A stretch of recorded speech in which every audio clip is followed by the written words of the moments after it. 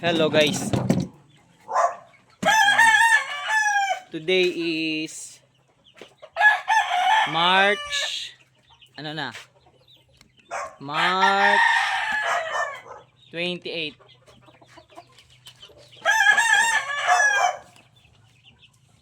And for today's video nagpakatay tayo ng manok kasi nga marami na tayong manok na pinapakain. So ayun.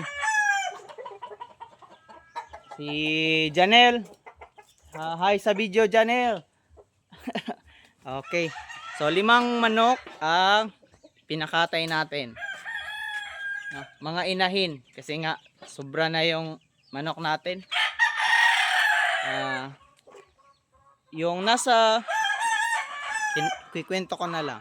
Yung nasa crates inilipat natin dito. Tapos inilipat natin doon. Pagkatapos ipinakawala natin. Ang isang kulungan may 4.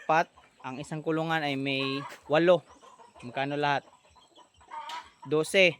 Tapos yung natira, papakawalan natin is 10 yon. So ilan na lahat?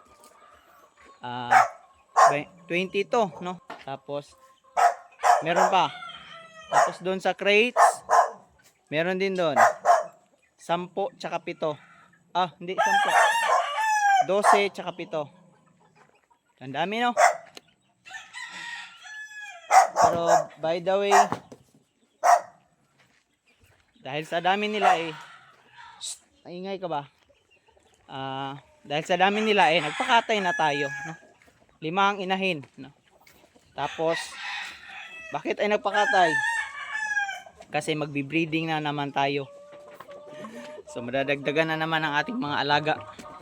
So para hindi sila mag-abot, no? Hindi magdating-dating tapos madagdagan ang ating mga alaga, katayin natin yung iba, kainin natin. Tapos ngayon mag-harvest tayo ng itlog.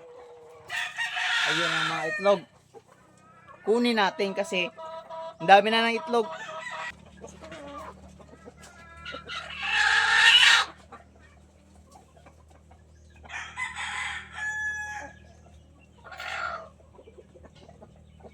Kanid din nalumluman.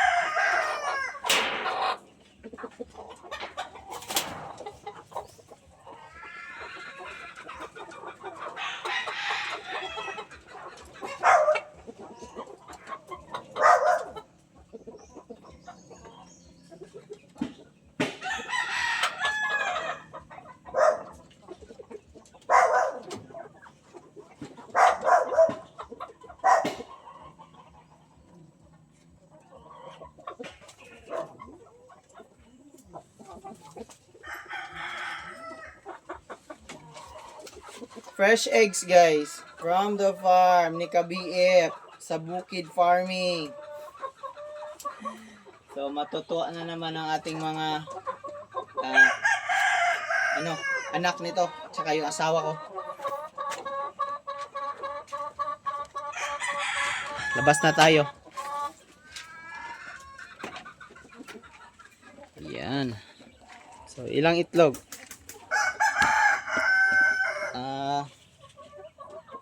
10, 22 fresh from the farm.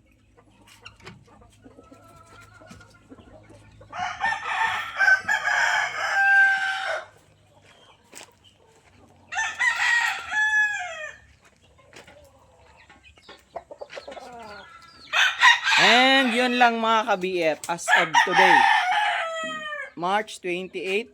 Birthday pa lang ngayon ni dating Pangulong Duterte. Happy birthday Pangulong Duterte. Dating Pangulong Duterte. Sige. So thanks for watching guys and bye-bye.